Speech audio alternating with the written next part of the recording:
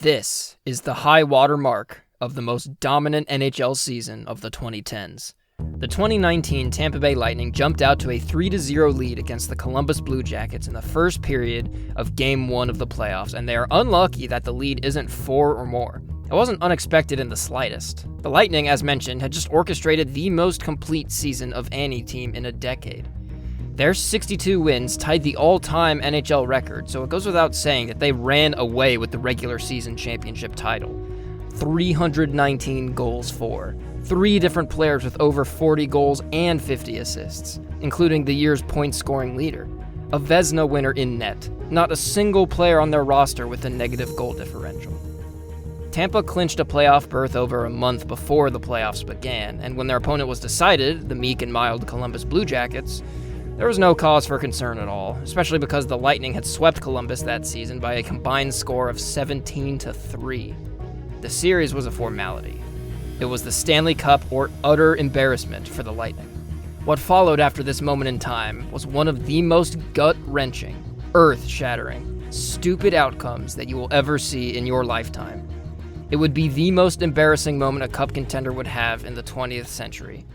It would be so embarrassing that a barrel of monkeys could be asked to redo this series, and they'd do a better job. Say hello to the monkeys.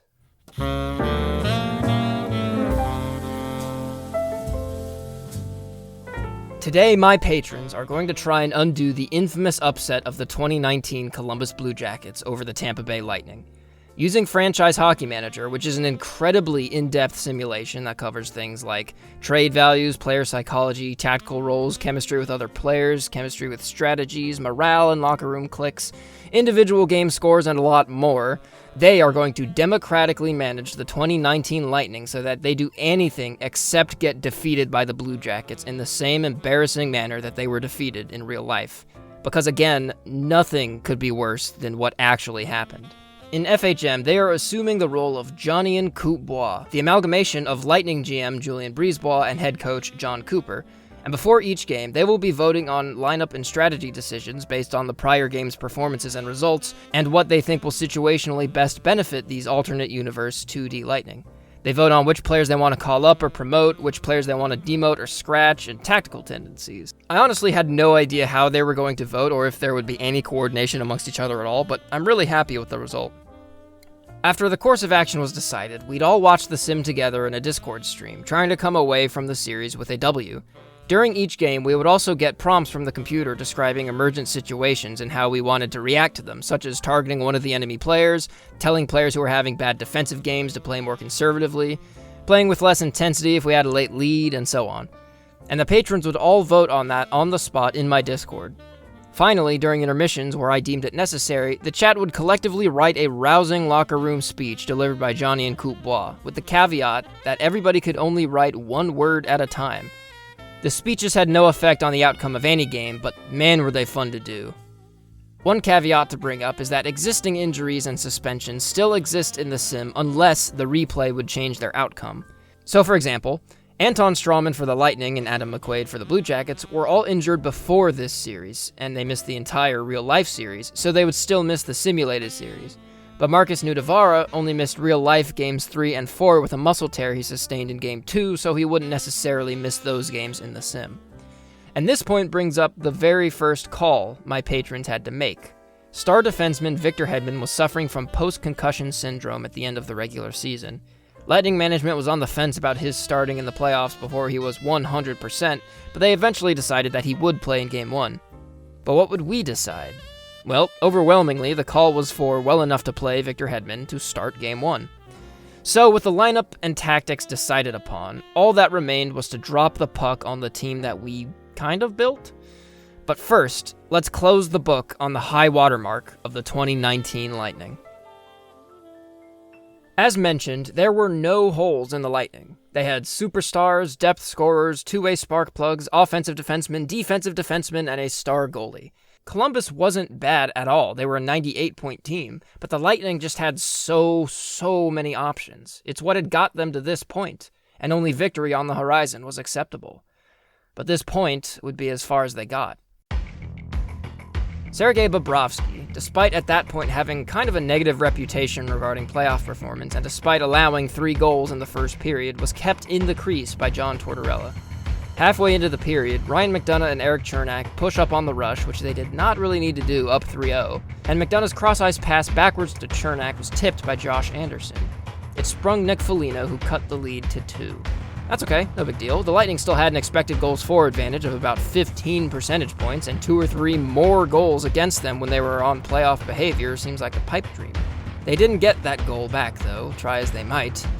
But the biggest stop of the game occurred in the final second of the second period, with Bobrovsky just getting the glove on Stamkos' sharp angle rebound. A chunk of time went by in the third period. Not much happened. It had been almost 20 minutes since the last goal, and Tampa Bay held a comfortable lead for basically the entire game.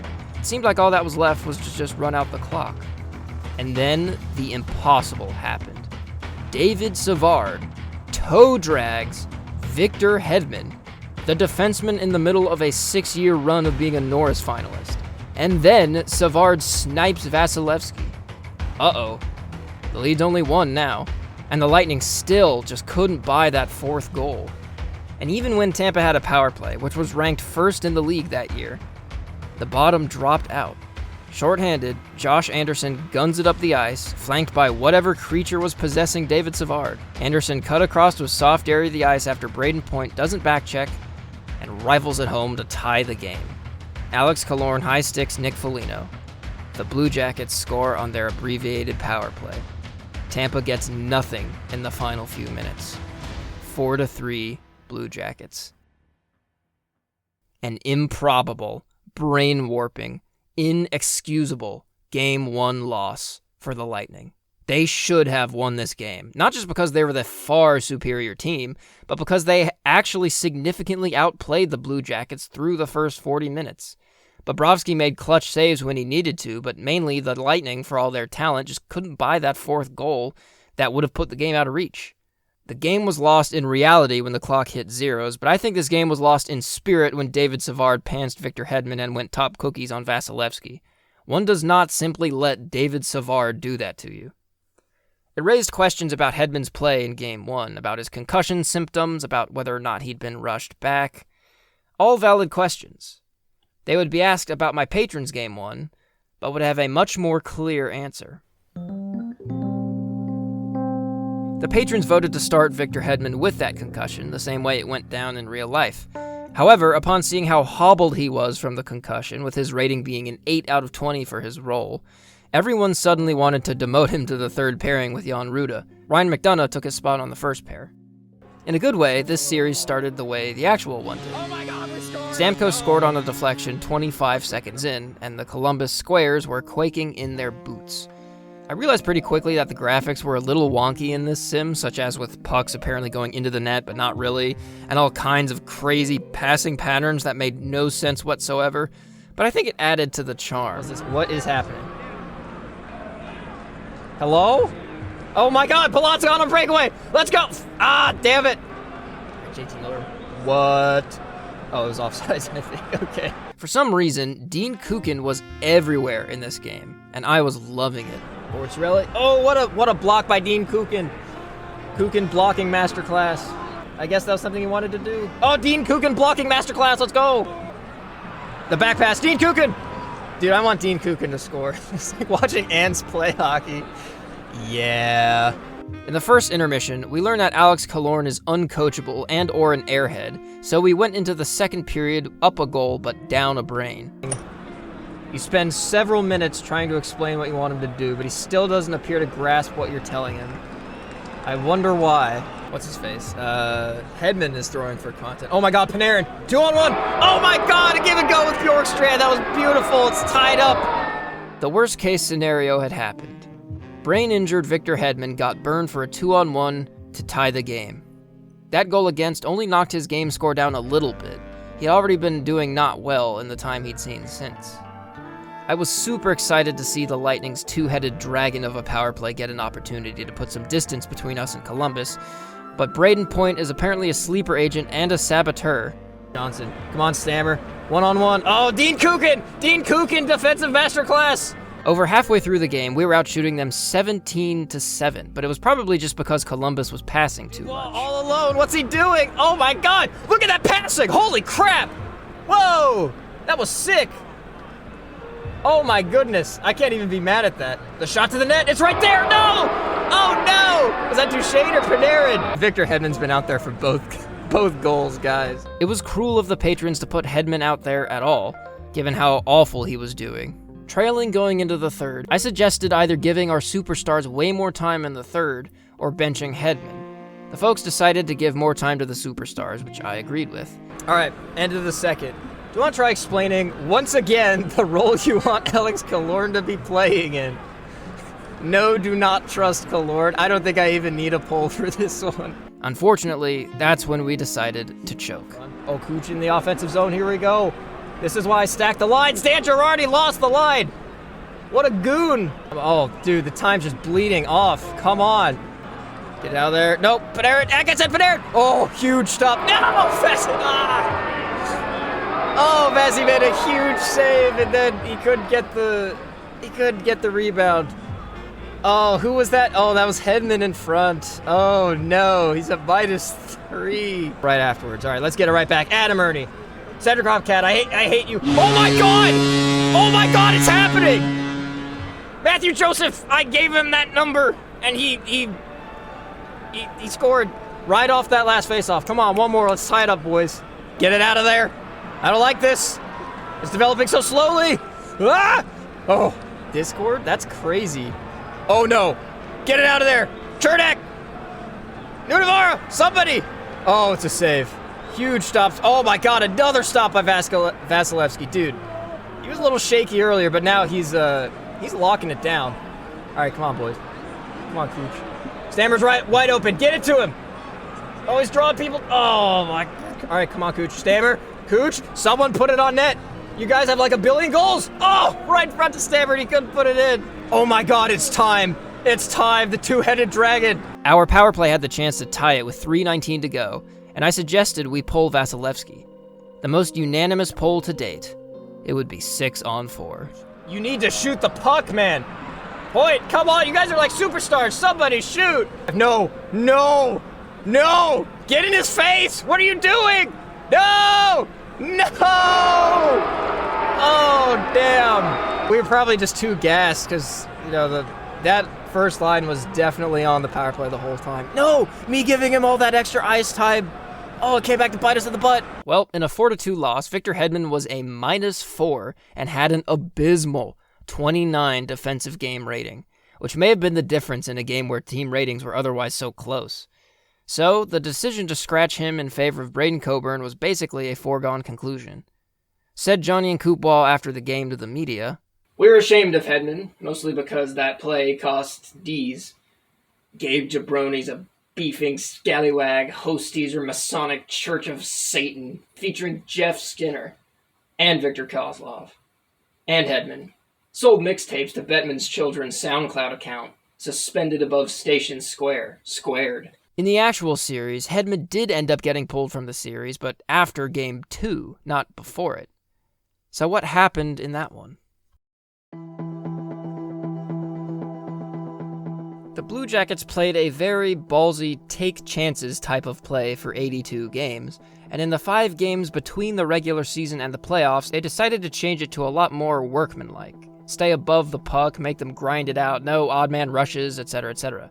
On the First Ohio Battery blog, former coach Dan Kukart described that as the big change that they made between Game 82 and Game 1, which the Lightning apparently were not prepared to deal with in the short term. There was also a rumor they mentioned in that oral history that suggests Andrei Vasilevsky chose this series to break in new pads, presumably because he thought it would be a cakewalk.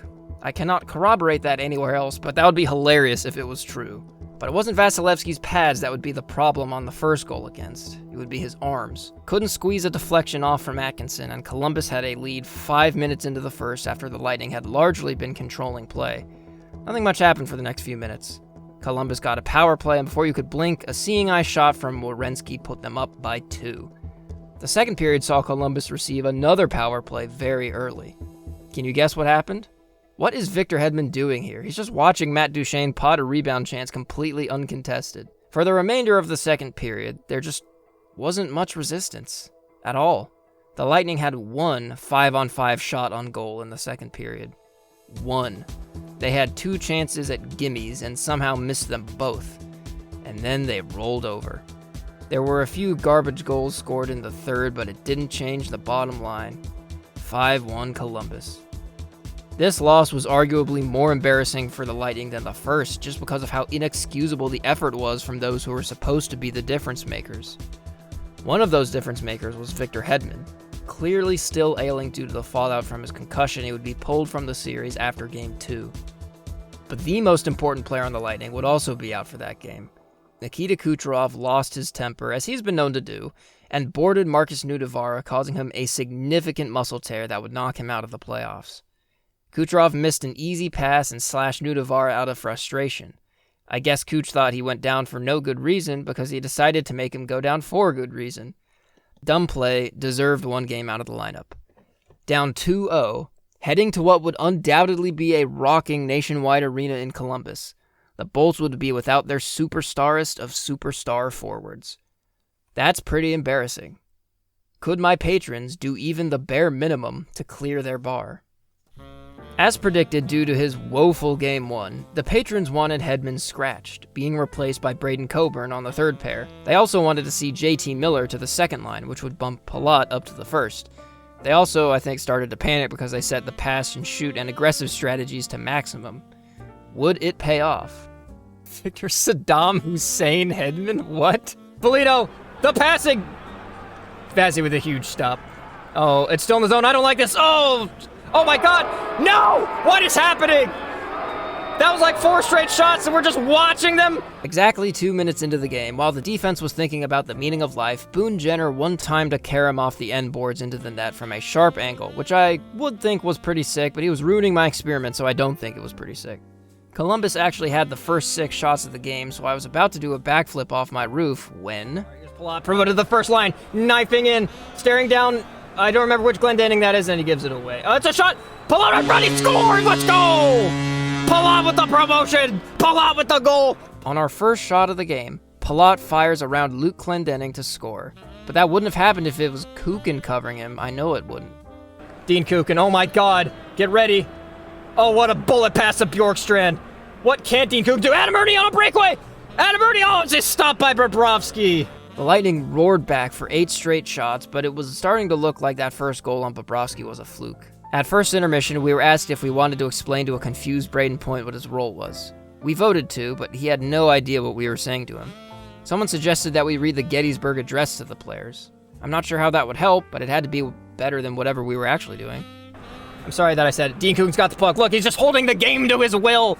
He's got it under his thumb. Lead pass to Dubois, then all alone. Oh, what a stop. Oh my God, lead pass to Joseph. It's a 3-on-0.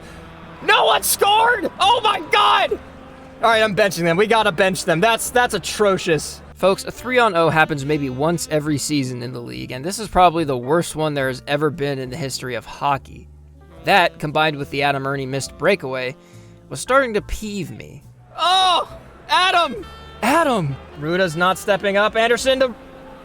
whoever that was. Jenner, I forgot. Someone touched the puck! Oh my God! What are you doing? Oh no! We were trailing for the second time in the game, but it's nothing a second intermission speech couldn't fix. We brought nothing to beat Columbus. We have failed our Florida, Mississippi. Time to annihilate Kukin. Jenner must be evaporated post-haste. Stations cannot be stationed. After those rousing words, the patrons would give more ice time to our superstars because we did that in Game 1 and somehow it led to Matthew Joseph scoring. The Eyes have it 7-1. It's been several minutes. He still doesn't appear to grasp it. Am I speaking Swahili? Why am I not getting through to anyone?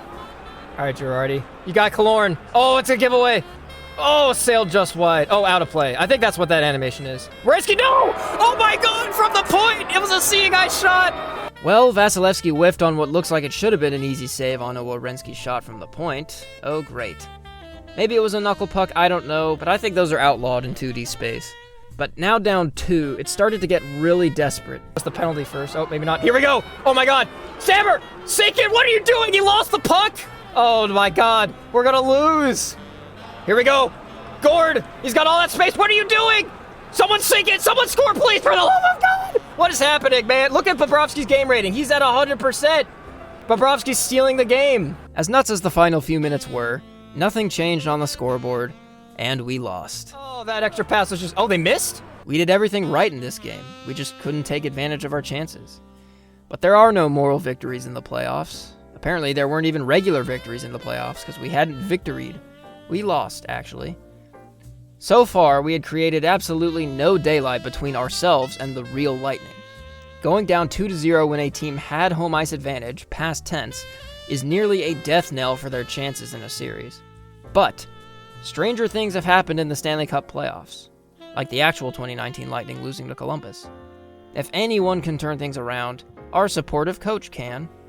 Son, I am not elated with what happened on today, because we sucked and faffed about this. Ernie, you bumbling baboon bunch! You peerless wretch! Score no good bastard! Spot of Satan bugling rake locomotive, die! Bart Bobrovsky, stupid jabroni! Palat, you decent, sexy gamer, Czech, Polish, wowie mama! There's something relatively unique about the 2019 Columbus Blue Jackets that I haven't quite touched on yet. At this point, they'd been in the league for about 2 decades, but hadn't won a playoff series yet. They'd lost to the eventual Cup champion Penguins in 2017 in 5 games, the eventual Cup champion Capitals in 2018 in 6 games, and now they were facing the Stanley Cup favorite. Furthermore, against those Capitals last year, they'd similarly gone up 2-0 going home and proceeded to lose 4 straight and get sent packing. So history wasn't exactly looking kindly on them either. That is, unless you factor in some recent key acquisitions. Within 24 hours of each other, Columbus GM Jarmo Kekalainen pulled the trigger on 2 pretty sizable trades to signal to Jackets Nation that they were going to go balls to the wall in the big dance in the final years of Artemi Panarin and Sergei Bobrovsky's contracts.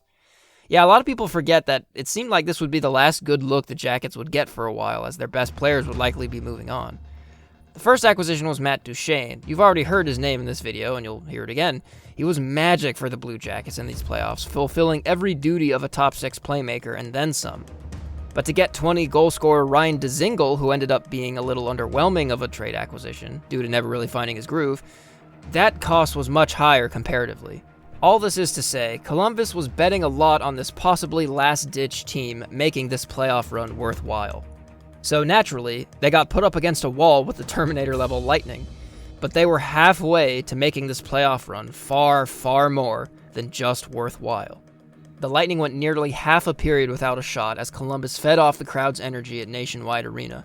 But despite their energy and enthusiasm, they didn't really give Vasilevsky too much to sweat about, considering they outshot the Lightning 12-3 in the first. But early in the second, the deadlock was broken and the house was brought down by Matt Duchene. Tampa Bay's frustration caused them to take some pretty stupid penalties, the most stupid being Brian Callahan just smoked Zach Werenski when the puck was nowhere near him, and Columbus made him and the Lightning pay. With a multi-goal gap to make up, the Lightning just still didn't get anything going. 11 shots in the period, but it only accumulated to about 2/3 of an expected goal. Come the third, they got a little better, but no luckier, until Ondrej Palat finally got one past Bobrovsky off a second effort rebound. Look, if Columbus can come from 3 down to win Game 1 in Tampa, Tampa can definitely come from 2 down to win in Columbus. Nothing was decided yet, but they still couldn't get Columbus on their heels, and the Blue Jackets sealed away Game 3 late. Ryan McDonagh scored on the wrong net there. I don't know if you saw that. I think he did it just to feel the accomplishment of putting a puck in a net. If going down 2-0 was a death knell, what's going down 3-0? I mean, obviously it's the worst spot you could be in after 3 games. Not only were they 1 loss away from elimination, they hadn't led since the high water mark. Not even a lead. So was there even hope for them? Was there even hope for us? Despite not being able to score if their lives depended on it, the Monkeys voted to promote Matthew Joseph and Adam Ernie to the third line and demote Cirelli and Killorn because they cannot be trusted. The top 6 also got shuffled a bit, so that Point was centering Stamkos and Kucherov, and Miller centered Palat and Johnson, and changing Points and Stamkos' team roles to goal scorers as opposed to offensive forwards. And it didn't start well. Oh my god, they're already attacking. The red makes it so scary. What is this give and go? This is ridiculous! What the heck? What? Oh my god, dude. Our defense once again decided it was a better use of their time to speak to the voices in their head than play hockey, and we were immediately losing. The forwards did okay, though. Someone shoot it! Someone shoot it! Oh my god. That took way too long. Shoot it! Shoot! Oh, off the bar! We generated the outside, great pass. Atkinson in front. Oh, he dekes around McDonough and puts it in. It's 2-0.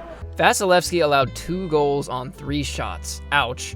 And it was at this point I realized we hadn't led all series since game 1. So I was about ready to cry my little eyes out. Oh my god, what? What? That was a goal!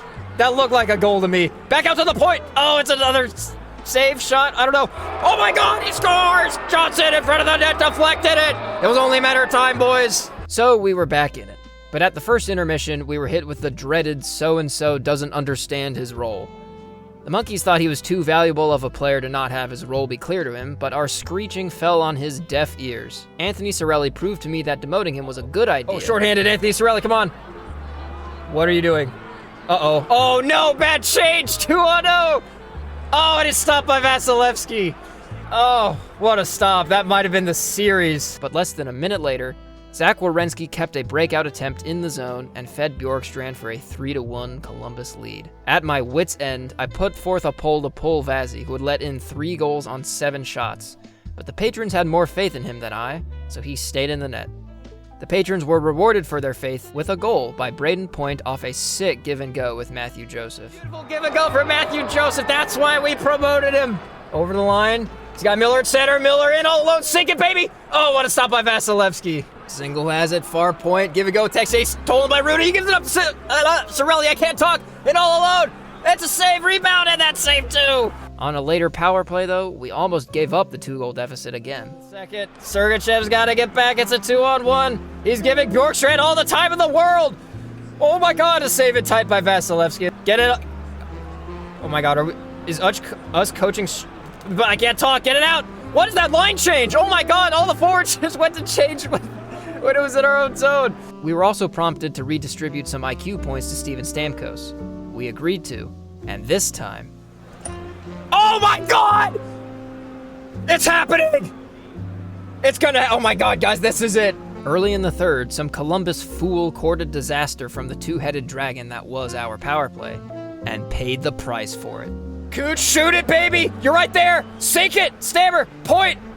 Into the net, let's go! Let's go! It's time, baby! Oh my God, dude, I'm legit, I'm so hyped. Let's go! We were confident we could pull off the win as long as Vasilevsky didn't keep playing like a pumpkin. Vazzy's just gotta be good enough from now on. He's just gotta get that save percentage up to like 900 or something. Vasilevsky when he lets in a soft goal, right to Zagel.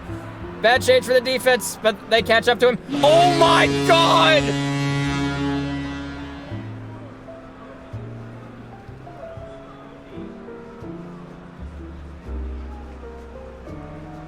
I can't believe what I just saw. A 300-foot mortar from Ryan Dzingel somehow got past Vasilevsky cheese. We had been out-playing, out-coaching, and out-meming the Blues, and we were 12:47 away from choking away the game and potentially the series. Maybe it just wasn't meant to be. I asked the crowd if we wanted to set our tempo meter up all the way. Pedal to the metal, they said. Nobody? Who's there? Ruda's got it into Palat, the quick up, shoot it, dude! Oh, the back pass, Ruda! Bobrovsky, the rebound! Miller's right there, but he can't put it in, and Kucherov is there as well! At some point, Steven Stamkos got railroaded by David Savard, so the game asked us if we wanted to target David Savard for revenge. The chat wants me to kill him. Kill Savard, put him in a grave. No holds barred. We were a desperate team, darn it. Nobody's ACL is off limits. We're targeting David Savard. 5:12 left to go. Instant success. I didn't put it in. My heart was in that vote. Johnson the steal. Oh my god, their whole line goes for a change. Put it in, let's go! JT Miller, less than 5 minutes left. That's all tied, baby. Woo! Dude, that was that line that you guys built. That's why we kill people! Who knew having no regard for the safety of your fellow man was such a boon? That is why we kill people. Oh dear. Oh no, this is not what I wanted! Oh, what a stop by Vasilevsky! Pick it up. No, you just gave it right back, Texier! Another stop by Vasilevsky! Vasilevsky unpumpkined himself in the nick of time, taking us to our first overtime of the series. The actual Columbus-Tampa series had no overtimes, though. And again, neither did it have the coach screaming, "Kill David Savard" to his players. The game sensed our bloodthirstiness and offered to have the players stop killing David Savard, which we shot down with a prejudice. Whereas Vasilevsky excretes saves. Ernie, you stroking deity awesome, score goal immediately or die, Tabernacle. And then kill David Savard. Oh, do you want to try explaining once again the role you want Adam Ernie to be playing in? All right, there it is. 6-3 majority for Adam Ernie. We explain. He understands! Oh my god! Oh my god, guys, he understands! True to life, overtime was stressful with 5 S's. Okay, get it out, Colbert. Colbert, get it out! What is that? That's the weakest clearance I've ever seen! I don't like this. I don't like this! Oh, the moving wall in front. We had 3 people blocking Vasilevsky. I take it the other way. Dubois. Chernak with the block, gives it up to Texier. Dubois inside the circle, Texier! Oh my god! Back and forth, and they couldn't put it away. We don't even have a shot yet. They have 8 in this overtime. All right, Cooch. Cooch to Killorn. Oh, it's out of play. All right, win the draw. Back to Sergachev to the net. That's their net. Emerging. He scores! Let's go! We're not getting swept! Let's go! We won! Adam! Yes! We're not getting swept! My beautiful bastards! Did we... Ernie? Bob's your grandma! Columbus! Ay-ya-ya! No Lumbus! Whoa Lumbus! Beat Savard into rainbow mush! Adam frickin' Ernie. To this day, his career high points in a season is 20. His number of career playoff goals is 0. But in our glorious simulation of untrustworthy Killorns, revenge killings, Dean Kukin godhood, and rampant 3-on-0 breakaways, Adam Ernie is the hero. Credit to my patrons, they called their shot. They wanted Adam Ernie specifically to be promoted to the third line. I didn't think it would make any difference. And by God did that round little square spurn my lack of faith. Columbus leads 2-1. One glorious W that the Gestalt amalgam of borderline insane Discord users named Johnny and Coupwa collectively earned. Dare I say it, we're better at this than John Cooper and Julien Brisebois. You may be asking, Pinholes, why would you consider that a success? Did you really do any better than the real-life Lightning? You only won 1 game. Well... First up, a Tampa penalty. Naturally, that meant that Columbus's opportunistic power play scored. This time from newborn baby Alexandre Texier, who nobody really expected to be a difference maker, yet he was playing outstandingly well considering his spot in the lineup. The Columbus forward screening Vasilevsky had been a huge problem for him all series. He just wasn't able to see around half a dozen screens to get a whiff on these pucks. Just good foundational hockey on the Jackets' part. Just over a minute later, Pierre-Luc Dubois banks an end-boards carom off of Vasilevsky to make it 2-2. Okay, what is happening? What have the Lightning done in this series? Seriously.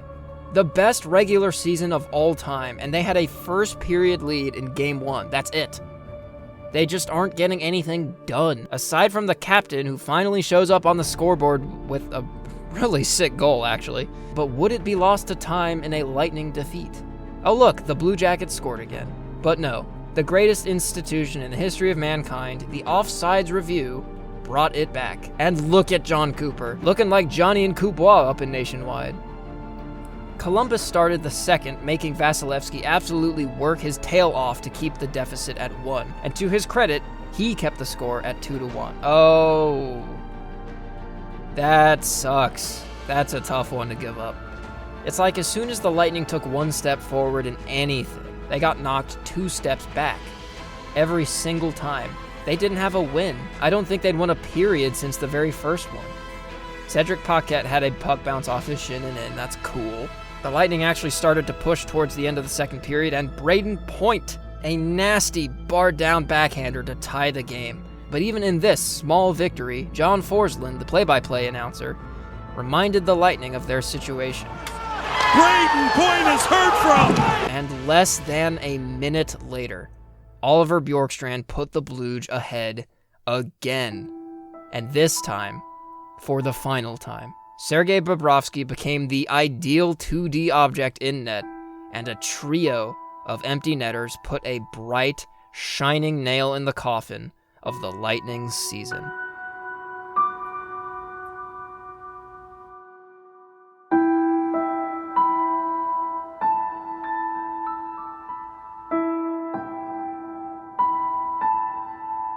If you weren't familiar with this story, now you know why I said this was one of the most gut-wrenching, earth-shattering, stupid outcomes to a series that you will ever see in your lifetime.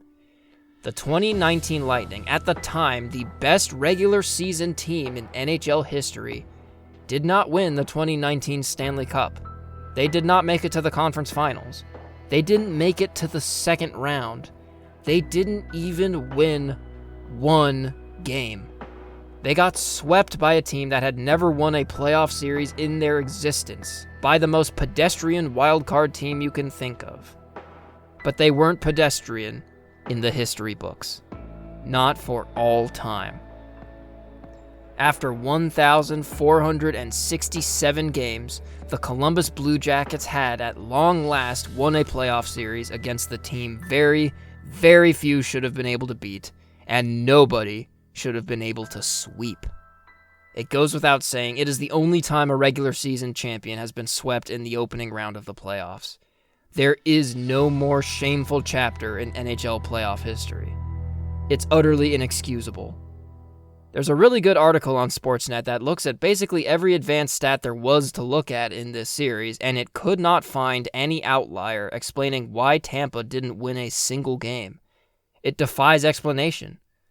The Lightning could not have orchestrated a worse outcome. Heck, even we did better.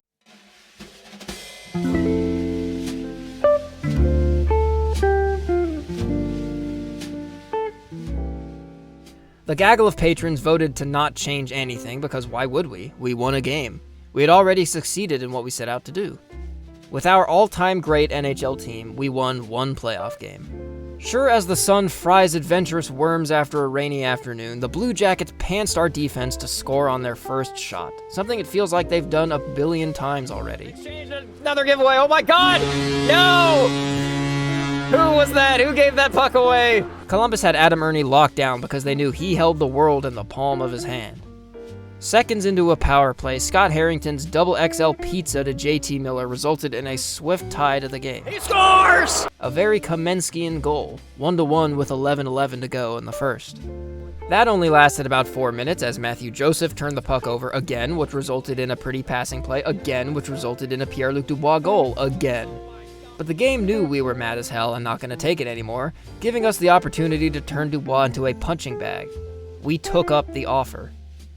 The Blue Jackets tried to trick us by sending a decoy line out onto the ice during play, and it worked on Dan Girardi, who turned the puck over, which resulted in a goal against. Once again, 3 goals on 7 shots on Vazzy.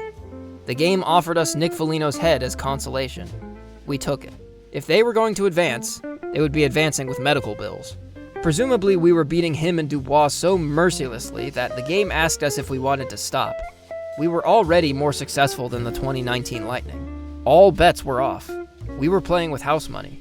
The game seemed to know that, as Jan Ruda would not listen to our pleas for him to play well. But last game, we did get through to Stamkos, who graced our screens with a vintage Stammer Time one-timer from the left circle to bring the Lightning within 1 less than 2 minutes into the second. A few minutes later, Nikita Kucherov deked around Riley Nash at center and just toys with Zach Werenski before wristing one through his legs and through Bobrovsky for a tie game. If you were worried Bobrovsky wasn't going to be better than Vasilevsky, don't be, because Vasilevsky gave up a goal while hugging the post on Cam Atkinson less than 4 minutes later.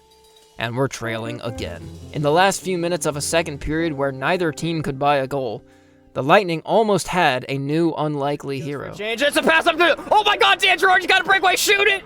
Oh my god! Oh, he ran out of time. Third period, only down 1 goal. We can come back from this. Center logo on Tyler Johnson. Bjorkstrand! And now they're just gonna, like, muffin it on that and score, aren't they? Oh my god, it almost happened. Oh no. Oh no. Lucas Sedlak. Oh, he's new. I guess he was one of the guys that came in. They're gonna score, aren't they? Give him an 8th. Why not? Make it a 2-point conversion. There we go. Hat trick for... I think that was Dubois who let it go. The bottom completely dropped out. Medical folk call that fecal incontinence. I call it crapping the bed. Alright! Job up, you doomcops! Can't defend! Why you motherfuckers existieren? For what purpose?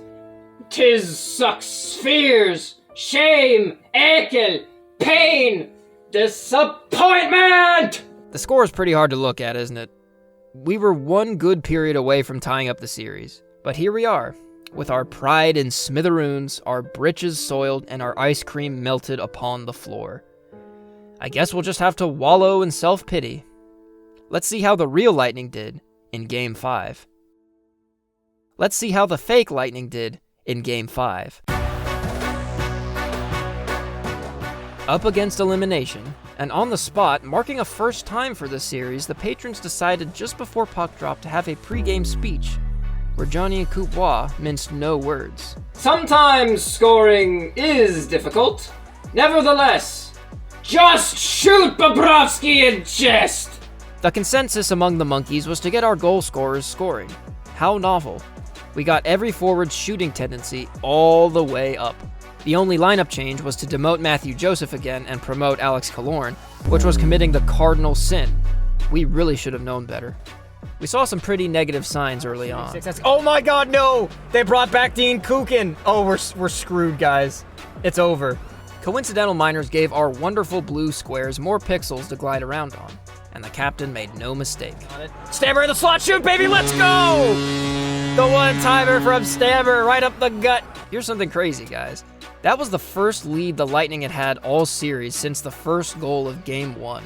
Since our hitting tendency was all the way up and we were leading, the hamster turning the CPU wheel wanted to know if it was really a good idea to open ourselves up to turnovers by hitting so much. We told him to kick rocks, and it paid off. The giveaway is pass up to Paquette. Sink it, dude, shoot!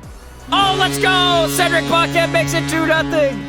The game really tried to scare me later in the second, and I admit I almost wet myself. Would have done this. Dean Kukin off the bar! Oh my goodness! Panera, oh my god, that triangulation was beautiful. What? That puck just broke physics, I don't get it, but I love it. It took me almost 2 periods to realize that Vasilevsky had made 15 straight saves. And Vasilevsky is on his A game. The same hand-wringing stooge in the AI wanted us to tone down our toxic physicality. We told him to be gone himself. As a matter of fact, it asked us that question 3 separate ways.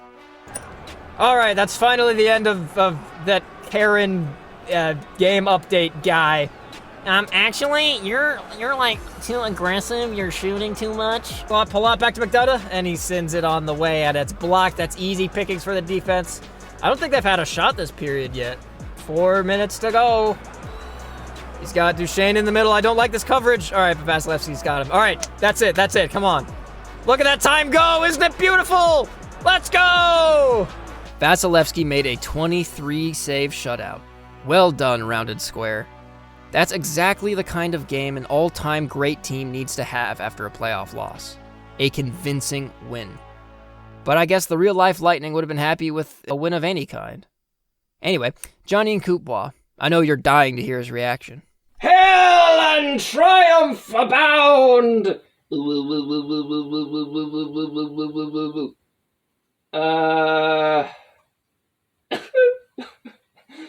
You are victorious, glorious, sartorious, supercalifragilisticexpialidocious! with that rousing, if not quite comprehensible string of words, let's bound right into Game 6, where we were faced with a problem I only noticed after the game.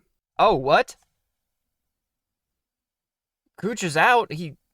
When did that happen? Nikita Kucherov had sustained a neck injury at some point in the game, and I didn't notice. This begged the question, should we try and bring Victor Hedman back and run 7 defensemen? Start the first chapter of an amazing personal comeback story of resilience and heroism? No. The chat majority wanted to replace Kucherov with another forward and not bring the 7th defenseman into the lineup, which would likely have been Victor Hedman. A last-second vote saw Ryan Callahan get a sweater over Gabriel Dumont and Carter Verhaeghe. The puck dropped on Game 6. Well, maybe not. Oh my god! My microphone fell off my desk right as Riley Dash scored. Oh, son of a bitch. Alright, right off the next face-off. Oh god. Come on now. Guys, you gotta do something to make me believe in you. Something, come on! Oh my god! What is this? Famous lightning. Oh my god! The turnaround! Braden, shoot! Oh no! We had it. It was right there. Oh my god, I swear to god, if Boone Jenner factors in on another goal, I'm gonna rip my eyes out. I'm gonna rip my eyes out, guys. I am blinding myself. I can't believe this. Johnny Coupois is screaming at his... Oh my god, please. Get one back here. No! No! No! No! No! No! Oh my god, Vazzy made it. No! This game is going by lightning fast. Boone Jenner, I swear to god. Why is everyone changing? Oh my god. No. Oh, I think I'm having a heart attack. It's Boone freaking Jenner. Domingue's actually doing pretty well. I mean, I don't know if he's gonna... I believe that's what we call a jinx.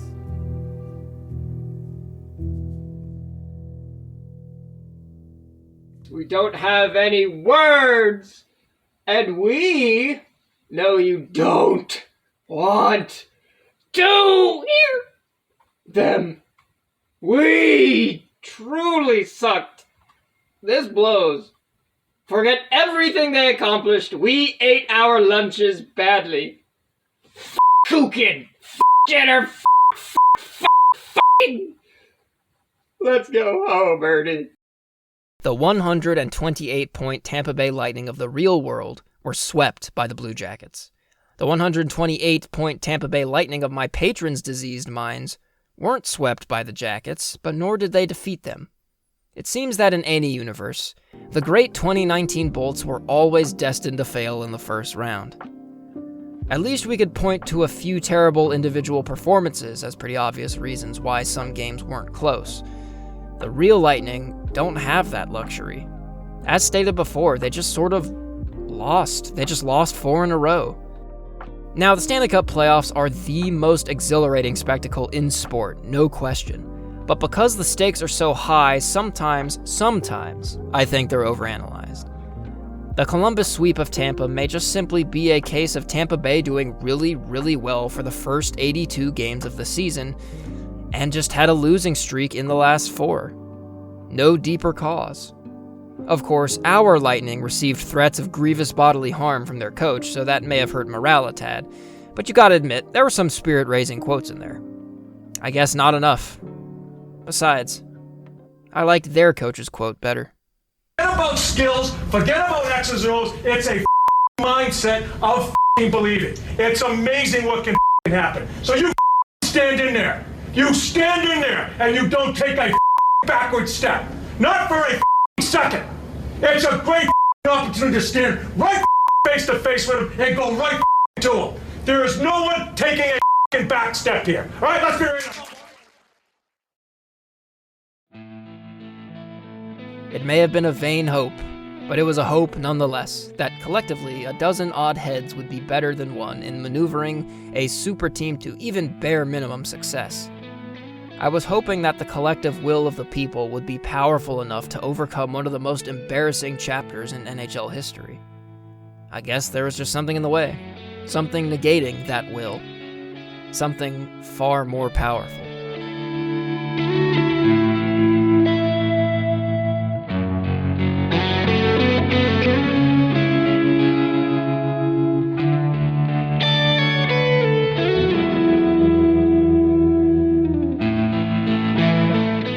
believe it or not, the Lightning would have a happy ending. They would win the next 2 Stanley Cups, and the first playoff series of those 8 that they won was against the Blue Jackets. So they somehow earned a measure of redemption out of this. I doubt any of them care about this sweep anymore. Anyway, thank you so much to all of my patrons. Obviously, without them, this would not be possible. I want to especially thank Candy Kane, FZ, Crazy Canuck, Sarah, Shamu, RJ, Balling Kitten 43, Len Nicolosi, Pierre O'Connor, Wolfie256, Ely Dan 32, Stuckmund, Pylon Zin, It's Me Kowalski, Ethan Johnson, Gabriel Arrigo, Amazing Kook 143, and Eric Sheldon.